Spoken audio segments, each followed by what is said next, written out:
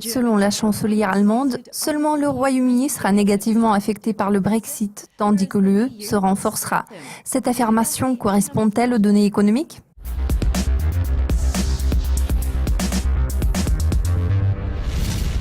Lors d'un mini-sommet sur l'île de Ventotene, les dirigeants des 3 plus grandes économies européennes ont annoncé que la sortie de la Grande-Bretagne de l'Union européenne ne les pousserait pas à faire un pas en arrière. Ils ont également abordé les problèmes les plus urgents pour l'UE, tels que le renforcement de la défense européenne, la croissance économique et la crise des réfugiés.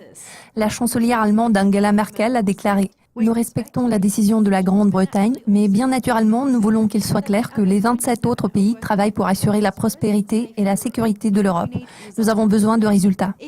Même avant le Brexit, les gens ne cessaient de s'inquiéter à propos de la capacité de l'UE à faire face au XXIe siècle. À cela s'ajoute le ralentissement de la croissance du PIB de la zone euro en raison de l'accentuation des incertitudes à l'échelle mondiale au 2e trimestre de cette année. Les analystes prévoient que les chiffres couvrant le 3e trimestre seront plus faibles et reflèteront plus précisément l'incidence du Brexit. Pour ce qui est de l'impact du référendum britannique, le président François Hollande a donné le commentaire suivant. Il est vrai que la croissance ralentit au 2e trimestre. Nous devons faire tout notre possible afin de faire disparaître toutes les incertitudes et donner une impulsion supplémentaire à la croissance. Bien qu'aucune nouvelle initiative n'ait été proposée lors de la réunion, les 3 dirigeants ont déclaré qu'ils s'efforceraient à parvenir à un nouvel accord en matière de lutte contre le terrorisme dans les prochains mois. La chancelière allemande a déclaré: face au terrorisme et à la guerre civile en Syrie, nous devons faire plus pour notre sécurité intérieure et extérieure.